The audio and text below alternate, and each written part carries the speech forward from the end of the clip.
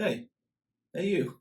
What's going on, buddies? It's Concert Buddy. I can't even do the intros anymore. It's so out of practice with videos, but I've got a new video. I wanted to share some recent pickups that I've brought home to rest on the turntable and shelves of my vinyl collection. And then also I want to talk about, in conjunction with that, biopics, like music biopics, some good ones, some bad ones, and how do they muff this up? Anyway, cue that lever. Let's get into it now. Yeah!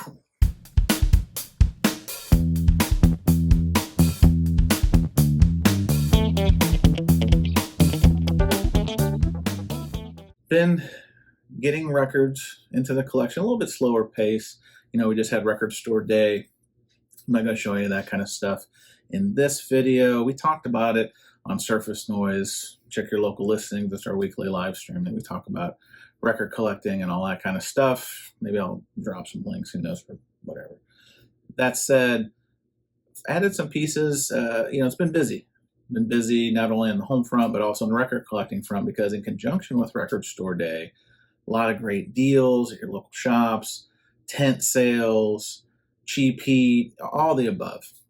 So I'm going to show not everything I've picked up since the last time I did this, but I am going to share a couple pieces, and a couple pieces also that kind of go with this theme of biography, movies, biopics, whatever you want to call them, that I'm saying are all the rage. They've always been around, but kind of go hand in hand with a couple of the pieces I picked up. So let's quit talking and start showing.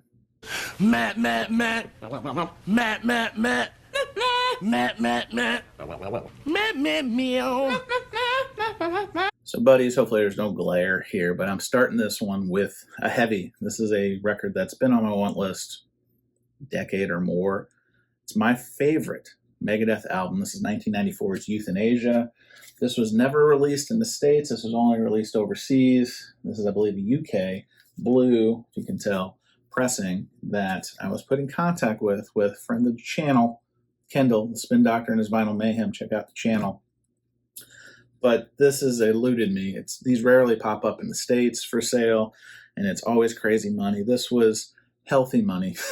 I'll just say that. But I'm kind of at that point in my collection where, like, the things that I'm still searching for 10, 15 years, unfortunately, are going to be things that I might have to pay up for, or trade and sell things that have accumulated to kind of fundraise for those kind of things. So anyway, like I said, this has never been released in the States. This is between, you've got what they call the Marty Friedman years. Marty Friedman is now like a guitar legend over in Japan, but before that, he was the lead guitarist along with Dave Mustaine for a lot of the Capitol output. So you've got Rust in Peace, you've got Countdown to Extinction, you've got Euthanasia, Cryptic Writings, which Kendall also, coincidentally enough, helped put me in contact with. Well, anyway, never in the States. They did put out this goofy picture disc not too long ago, as I kind of drop it. And it's okay. It's adequate. There was a bootleg, or I should say a European import, released not too long ago.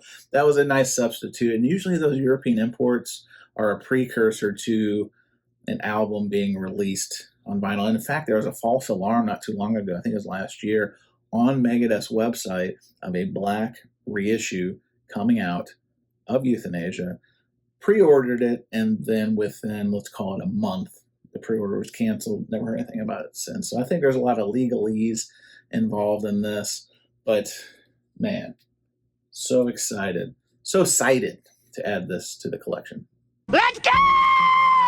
So another one I've added recently was one that really wasn't on my radar, but and nice to pick up. There's those records that you find, and this is Bad English's, I think it's 1988. I think they got together in 1987.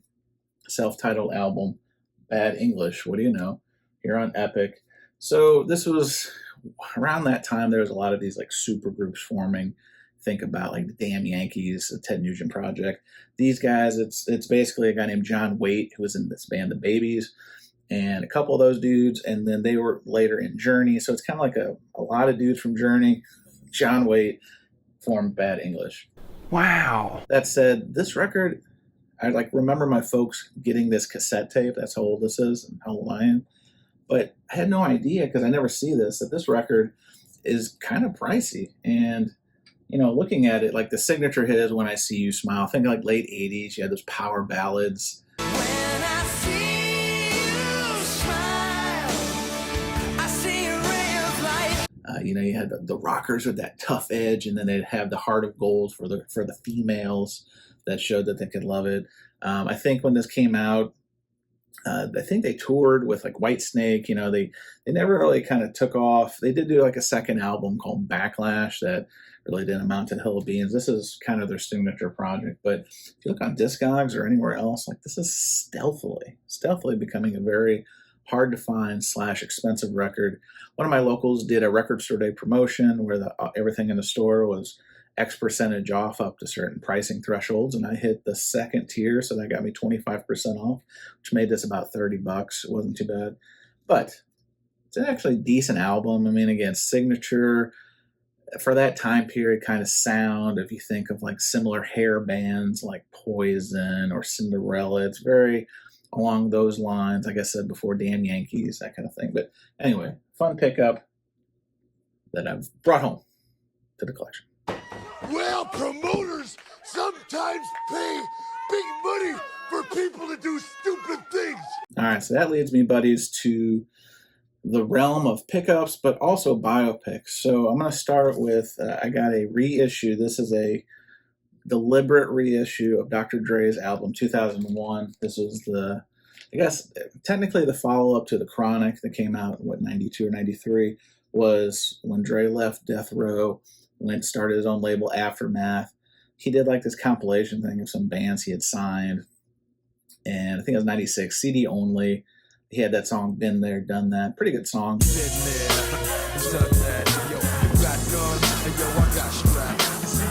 But I don't think that's ever been on vinyl. I probably need to look, because maybe on a 45. All that said, this is what a lot of people associate as the follow-up to Dr. Dre's Chronic. And this is 2001's Chronic 2001, or Dr. Dre 2001. This is a reissue, like I said. It comes in this very convenient looking Zippo bag. Like, this is actually intentional. I'm not storing it that way. Interscope has put this out, and when this first was announced as an anniversary reissue, sold out like right away. Like, incredible. I think they even did like 2001 units to sell. So I picked one up. Obviously, it's got some kind of plant on the front. What? They did it in a couple tone. I'll take it out. 2 pieces of wax, similar to the original release on vinyl. Kind of a 2-tone, 3-tone. You got black, some greenage, and a little bit of clear. But you know, Interscope, I gotta give them a lot of credit. You know what they're doing with their reissue series. You're talking about the Interscope Vinyl Connect Collective or Club, and stuff like this, where they're really being like very intentional and thoughtful with their packaging as a value add. Like, I really appreciate this. But that leads me to talking about biopics, because if you recall back not too long ago, there was Straight Outta Compton, which was the NWA story about Dre and Eazy-E and Yella and all those guys, Ice Cube getting together.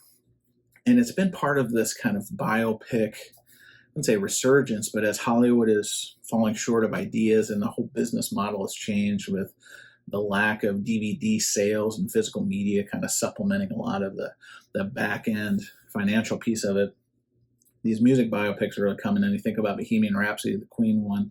You think about the Elton John one. So they're doing a lot of these things. And Straight Outta Compton was no exception. I found Straight Outta Compton to be a pretty decent, this isn't a movie review, by the way, but I found it to be pretty good.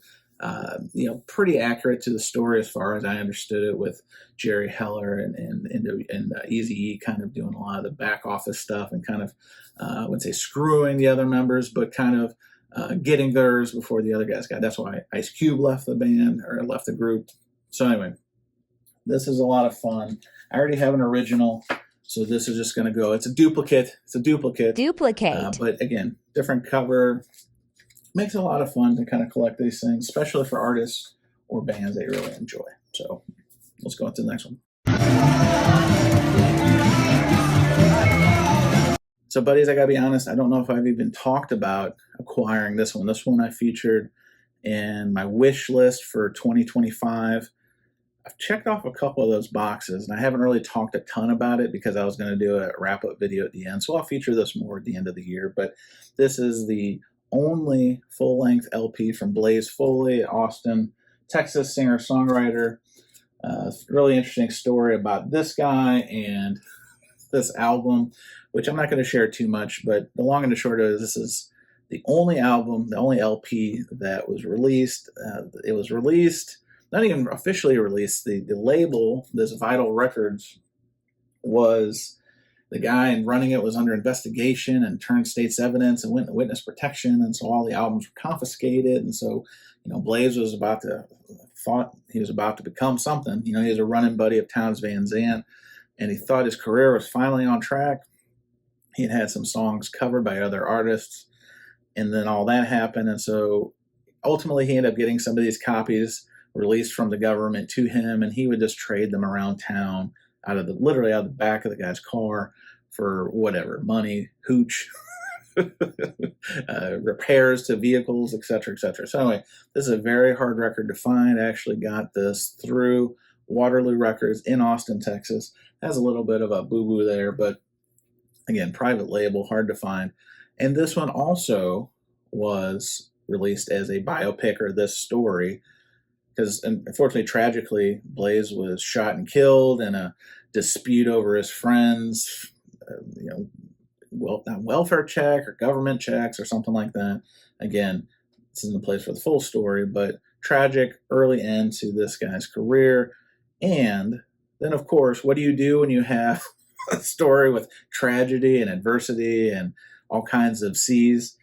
You make a movie about it. So in 2018, Ethan Hawke, the actor, co-wrote, produced, and then directed a biopic just simply called Blaze. As I was learning more about Blaze's story, which I was really, again, record collecting to me is a journey not only in the music and the sonics, but in the stories and the stories behind these stories they bring to light through music. And as I learned more about his story, I watched a couple documentaries, and then I watched the movie, and I gotta be honest, the movie fell flat. I would recommend watching more of the documentaries than the Blaze movie, because it's okay, but outside of a couple of really, really good performances by some of the supporting people, the guy who did Blaze Foley was fine, but the guy who was Townes Van Zandt was really good, and the guy who was Blaze's girlfriend was really good. Anyway, I say all that because it felt like another story that could have been told better. But this is what these biopics are doing, is at least they're elevating these stories, and unfortunately elevating the price points of these records. So ecstatic to check this one off the list. Do you like it down here on Earth? What's he saying? He senses an evil presence. He senses an evil presence? Yes. Who could that be? Last record I'm going to show for this video, and still kind of talking about biopics, is the album Dreamin' Wild by the Emerson brothers, Donnie and Joe Emerson. This is kind of a record collector's kind of niche thing. As you can see, I picked up a copy that was still in the shrink. Has a little bit of bowing because it is cheap shrink. Because again, this is on private label. This is from Enterprise and Co. I'm sure you've heard of Enterprise and Co. because I have. But this one, a really interesting story. These guys were brothers growing up. I worked on a farm and put out this album, self-produced it. They actually had recording equipment in one of their buildings on the property, the family property. Album comes out, doesn't go anywhere. Then about 2008, 9, 10, 11, somewhere in there, the album gets in the hands of Light in the Attic Records, who had just done the Rodriguez Cold Factory issue, and were kind of having they were finding a niche about finding obscure tapes or artists lost to time and bringing them back and reissuing their contents. And so this album was no exception to that. So there was a meeting, or I should say a movie, 2022, called Dreamin' Wild. It was done by the same people who did, I believe, the Brian Wilson biopic Love and Mercy.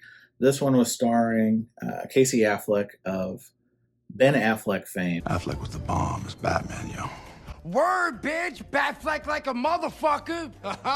What's up now? And Casey's actually had his own career too. He's been in Dunkin' commercial of late, but he played, I believe it was Donnie, or Joe, blanking, I think it was Joe, was the primary of this duo, and it's, again, an okay movie. They had some star power because I think it was like an Amazon Films thing or something like that. But they had like Zoe Deschanel was in it, Beau Bridges. I mean, they actually had some star power. But interesting movie. I like that better than the Blaze Foley movie, if I'm being honest. But like a lot of movies, there's sometimes it's not a happy ending. You would think, if you watch like the Cold Fact documentary talking about Rodriguez, there's a happy ending in the sense that he was able to tour as a musician years removed from, his music being lost to time. They've kind of done some things. I mean, they've toured a little bit off of this, but, when Lita approached about reissuing the record, I think the older brother had went into the family farming business, and so he wasn't exactly a musician. And so anyway, doesn't turn out to be like the road to superstardom. But this record, again, very hard to find. Part of it's private label. Part of it is the story that I'm kind of talking about now and doing a not great job of doing it. But Donnie was the younger brother he was the guy pretty much writing the songs, whereas I think Joe was the drummer. And he tried to have a career in music, but fortunately it didn't really go anywhere. But great record to collect. There's a song on here. I think it's called "Baby." Yeah, it's the song that if you'd heard anything from this album, "Baby," it's a really great song because if you think about this guy as a young man, don't even know if he'd had the ladies yet, but a very heartfelt song. Oh, baby.